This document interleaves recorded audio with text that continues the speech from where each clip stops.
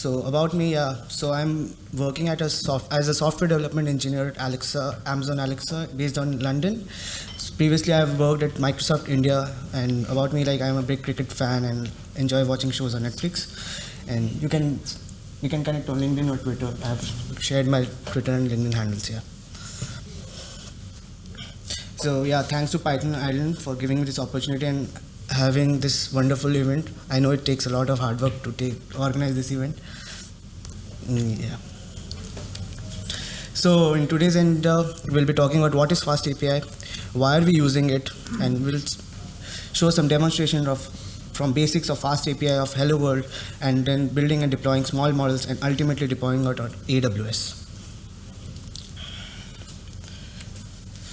So what is FastAPI? So it's a very modern web framework for developing RESTful APIs based in Python. It's released in just December 2018.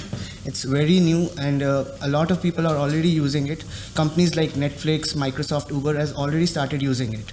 It has more than around 50,000 stars on GitHub, and if you read about it, you can read about it here in the website. I've shared it in the link here. So why FastAPI? So because it's fast, actually.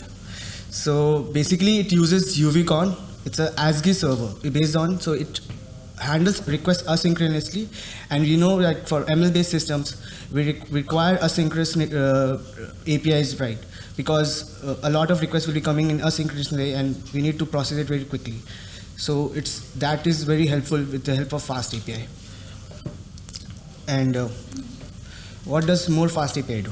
So it shortens development time. So we can do very much more with very less amount of code. We can do data validation implementation, and it also provides interactive automatic docs with the help of Swagger UI and Redoc. So we can start mostly about we can start about the coding of the FastAPI. So let's start small.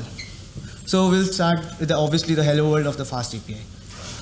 So you can see from the code, like we need to just import the library, just need to declare a FastAPI instance, and just need to wrap about the function. So I have a function called hello world, which returns the message hello world, and just we need to wrap it around app.get, and our API is ready. So it's so intuitive, and with just few lines of code, our API is ready, and we can just deploy it in production. So this actually is very helpful. Like if you have you have a Python logic and you want to show it to your world, you can create it as an endpoint and just show it everyone, and with just few lines of code. So this is what FastAPI does. So if you have any questions regarding the code, you can just ask me. So to run a FastAPI, so we run this command, UVCon main app -reload. So UVCon is the web server, which is ASCII web servers, which handles asynchronous. So main is the name of the file, the main.py, which we created, and app is the API instance. So app is this, the FastAPI API instance we created. So this is the app, and reload is basically whenever we reload, the API automatically reloads. So when we just run this command, automatically the API starts, and we can show it. So if we go to this link 127.0, we can see that the hello world is showing as a JSON.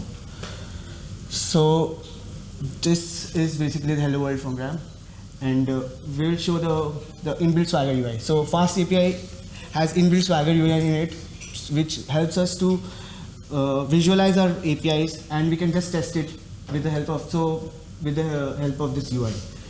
So we need to go to that URLs, and we just need to add /docs, and our Swagger UI will open, and we can just test our API using this execute command, and automatically we can see that we get a request response from this. So it has a message hello world. So it is already inbuilt in the FastAPI. We don't have to provide any other, like for this UI, we don't need any other library or something. It's inbuilt in the FastAPI. So just these 3 lines, we are getting the UI as well. We don't have to do anything else. So this is what FastAPI does. So with just few lines of code, we are getting a UI as well.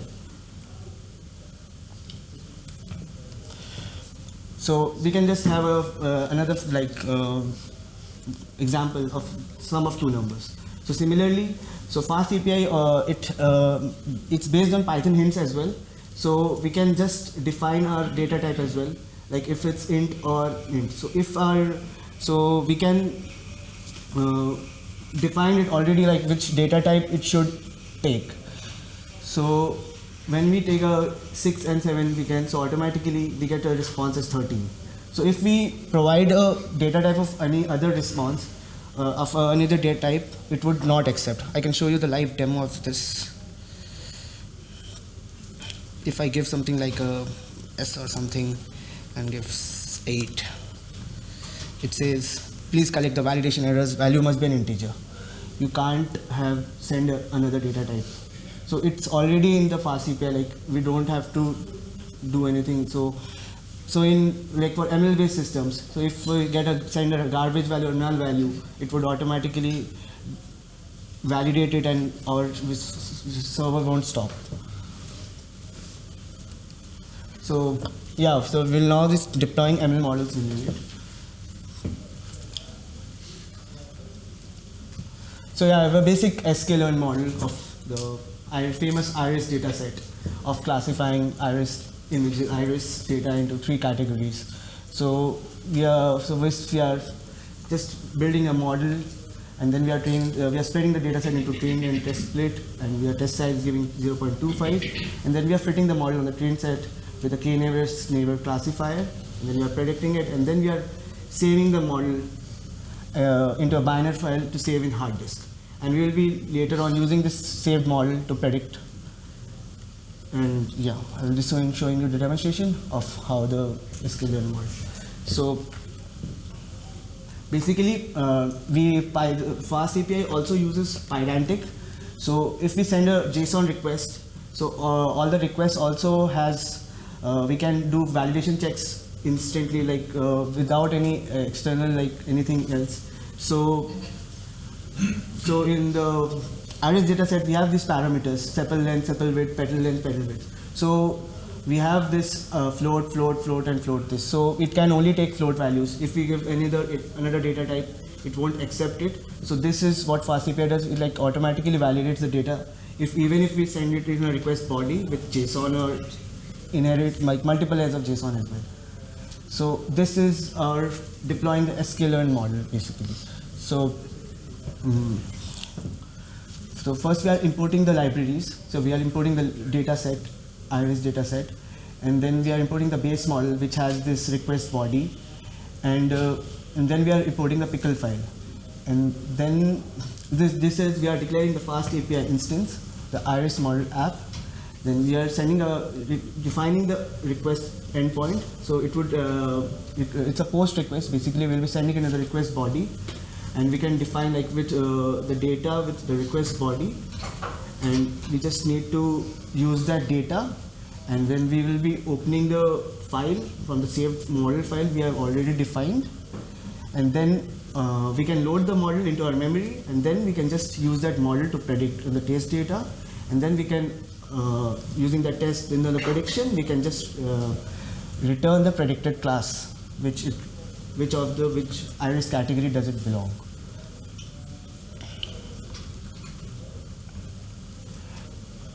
Yeah. So this is the post request basically of this Swagger UI implementation. So in the request body, we can give sepal length, sepal width, and petal length and petal width. So, and we can just execute it, and we can just get the response of the ML model which is deployed. And so when we deploy it, so we are getting that particular is Virginica, and this is the prediction from the ML model. So if your model is built, you just need to wrap this with app.post and just create a request for this, and your API is ready. So if you build a model and you are just thinking what should we do with the model then? You can just show it to everyone, we can deploy it instantly, within few minutes, the server is ready and everyone can use it. So this is what API does, like the FastAPI does. That we just few lines of code, we can implement data validation, we can build an API, and we can get ultimately the Swagger UI as well to test it. And so this is basically the Sklearn one. So I've also deployed a Pytorch model with it. So I have a Pytorch model which is built on ResNet 50, and it's a basically image classifier. It classifies images of dogs according to their breed, basically. So we have a ResNet 50 model, and ultimately we have a layer which can predict into 133 categories. So this is basically the model, and after the training, we have saved it somewhere as a pickle file, as a .pt file. So we can just show it how we are deploying the Pytorch model. So this is how a Pytorch deployment works at FastAPI. So first we have all the classes of the images, and just we need to have the class defined of the model, and then we can just load the model, like model.load state torch.load model transfer. This is basically the model file which is already stored in the hard disk. We just need to have the model weights loaded, and using that predict function, and this is the upload file parameter of the FastAPI. So we can just upload the image, and we can just call this predict breed function, and it can just predict the breed of the dog from the image. So I can show you what the predict breed function does. Yeah, so the predict breed function is, so first we take the image, we do some transformations, like it's not mandatory, and just we convert it to a tensor, because we need to convert it to tensor because we need to process it for the model as well.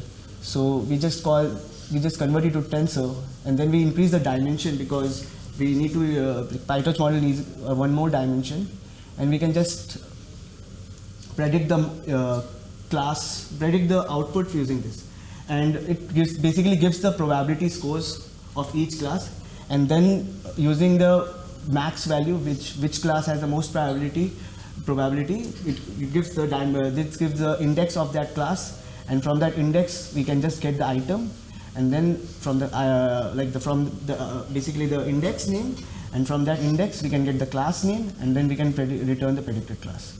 So it's just so simple to deploy a Pytorch model as well in FastAPI.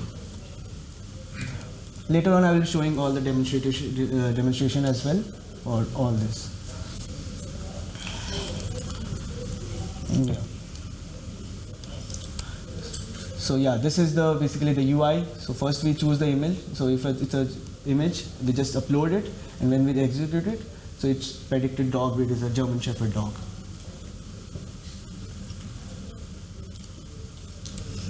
So yeah,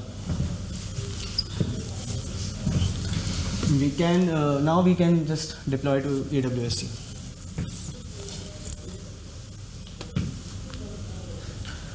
So we'll be deploying it in an AWS App Runner. So App Runner is a platform as a service,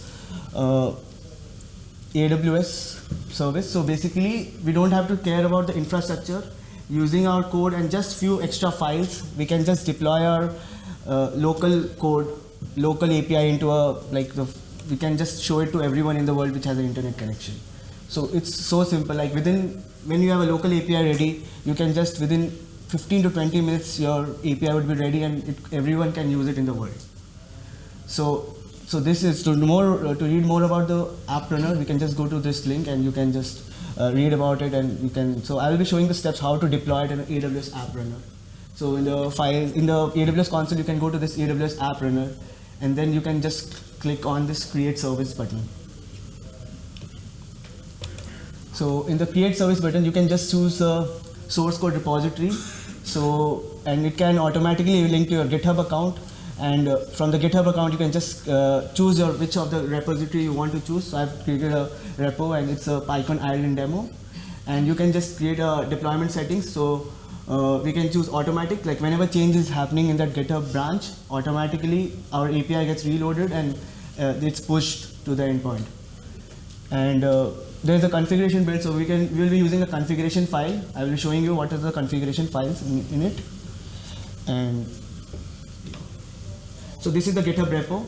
So we have, this is the RS model, like we are doing it for the Sklearn model prediction. So we have this main.py, which is the main Flask, this is the in the FastAPI instance. And then there is the model file, which is used for prediction. And then we have a requirements.txt, which we will be showing you what's that. And then there is a apprunner.yml. So and this is the GitHub repo link. If anyone wants to see it, you can see it.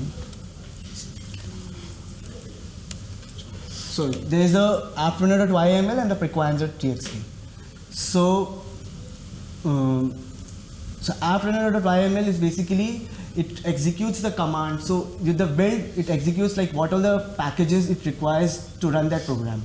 So I have written that pip install requirements.txt. So from requirements.txt, it gets all the packages which requires, because we require the scikit-learn, we require FastAPI libraries. So all the libraries will get installed before running the server. And after everything is installed, so this is our run command. So basically, we don't have to do any reverse proxy or anything in our AWS App Runner service. So if we just give host 0000 and port 8080, it automatically creates an endpoint, and we don't have to do anything else. So it's just that simple. And we just have to give which of the Python versions we are using. So we are using Python 3, and that's it. And requirement.txt, like it has all the libraries. So after that, after using that, and we create we just need to click on the deploy button. And after we click on the deploy button, and it takes around 15 to 20 minutes, and it would say like it's deployed at this link. And this link, everyone can use it with like just the internet, anyone in the world can use it. So it's just that simple to deploy a FastAPI application.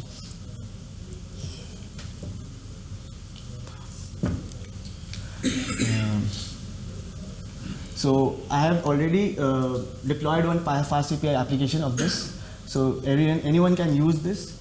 So this is the sum of two numbers and the find RS category, and anyone can test it. So I've already hosted this. So I can show you this link. So I have this link hosted already. So this is the AWS App Runner.docs. And I'll be showing you some free features of the FastAPI as well. The one is the Pydantic. When we are sending a request body and we don't have a valid data type, what does it show? We don't have to do anything else. So first I will be showing you first the RS category one. So if we just send it, so it gives a predicted version class. And what does FastAPI does is it has the Pydantic feature, like it imports the Pydantic library to validate the data. So if we send something like data length like as a string, so it automatically gives an error that value is not a valid float. So we don't have to do anything else to have validation check in our code.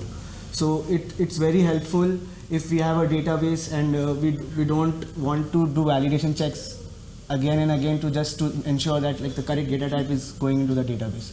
So the Pydantic does everything for us. So this is what FastAPI does. And with this, yeah, I can just show it everything like this.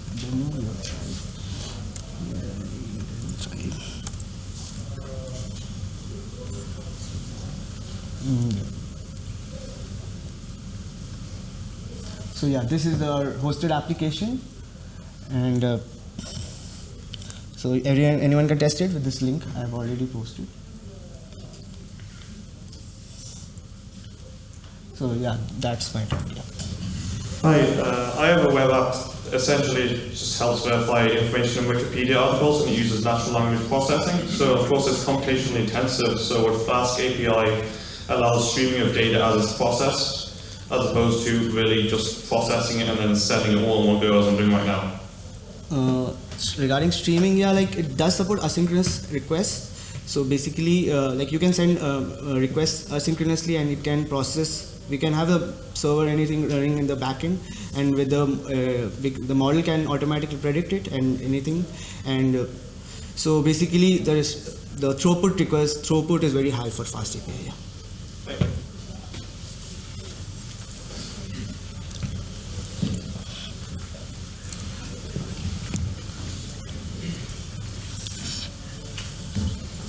Hi, that was a very good talk. Thanks very much.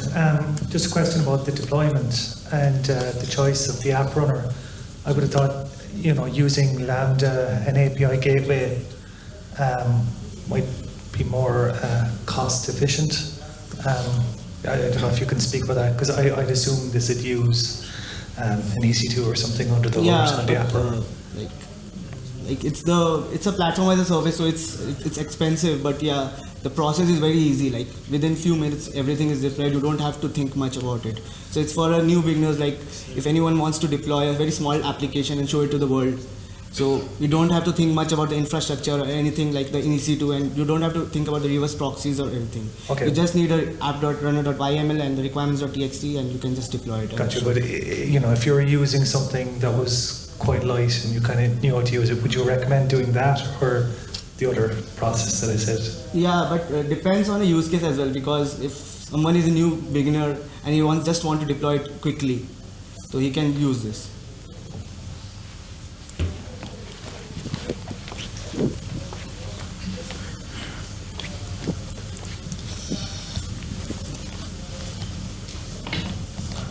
Sorry, could you show again the slide where you had your GitHub, where is it closed? We can take a question after this. We just have one question here. Yes. Thanks very much for a very interesting talk. What I love about FastAPI is the pedantic integration. I think it's, I could recommend anyone to get really familiar with pedantic when using FastAPI, because you can actually import various even error functions from pedantic that you can include in your code that are not always featured in FastAPI as well. But on the topic of error, on these JSON errors, how has because the documentation seems to recommend that you put in, you kind of produce these custom errors, custom error messages and the likes. But that seems to conflict a little bit with the automatically generated JSON errors. From a user kind of a downstream perspective, how has your experience been with what people wanted there? Like, do downstream developers, do they prefer to see the JSON error that has been thrown by pedantic? Yeah, or do they prefer to see kind of a custom error that you sort of, like, you throw at them? Yeah, like obviously the developers think about that, but like, but for like, I'm mostly thinking about the new beginners and everyone, like, for debugging purposes. Like if you have build a ML model or something and you just give a wrong data type in a request body, so our model will just break down and like it won't work properly, right? Because if a model takes an input as an integer and you just pass a string as a request body, so it won't take only, it would show the, so it's very helpful for the for debugging it and for the new beginners basically.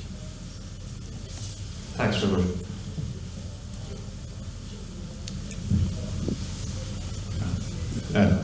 In fact, with OpenAPI, you can generate your client and use the server if you want. That's why you have the description of the function, the structure, and and a lot of things with the endpoints that you want to use.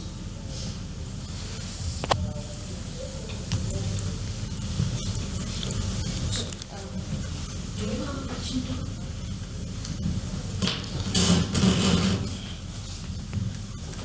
Thanks for your talk.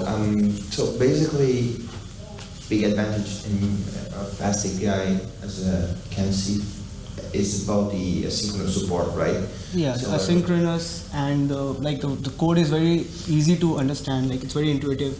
You just need to wrap around the function, and Cool. and the data validation. Yeah. So then, from that perspective, though, but also looking at performance perspective, I could see from the production steps, there's very little I/O, which in this case, asynchronous is not a good option, right? Because there's no really I/O, so there's no wait process. So would you still recommend using it for production where it's basically CPU processing where you don't have I/O, or maybe just simpler with less boilerplate solution would that do the job better in terms of performance, like Flask or anything like that? So I just want to hear your opinion about that. Thanks. Like in APIs, mostly we are waiting for the request, right?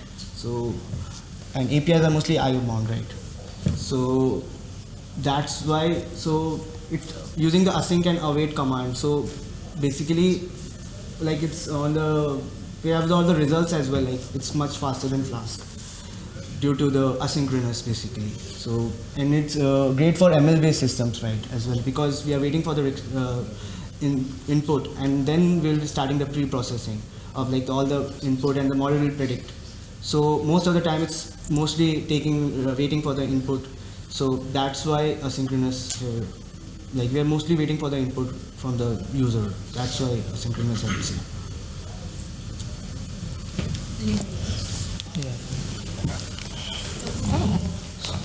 Can I give my opinion for your question? So I think for that case, definitely the other one will be better, like for performance basis, where you don't have much of the I/O processing involved.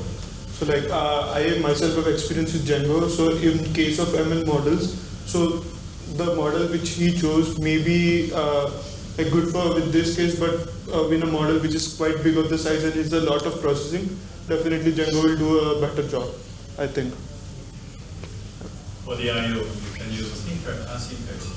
Yeah. When you have to use CPU, for example, for the transformation of an image, use Celery. Sorry? Yeah. It's just a component that you can send a word to remote worker via RabbitMQ, Redis, whatever. And in fact, you will use the asynchronous framework from FastAPI. And when you have to use very big computation, you can use another worker. Yeah, so like if you can offload some of your processing to a different job and then you wait for that, then definitely, yeah. Everything depends on the time that you have to work on the process. Correct, yeah. Completely agree.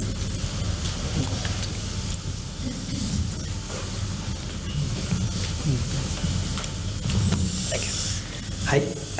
So my question is, when you deploy that to the App Runner, how do you control how many resources will be available there? Because the data set can be huge, right?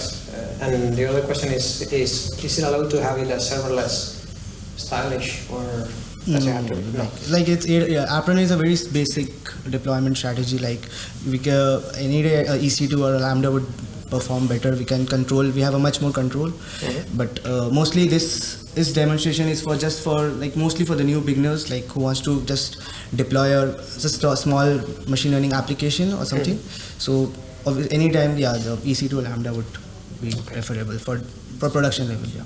Okay. Thank you.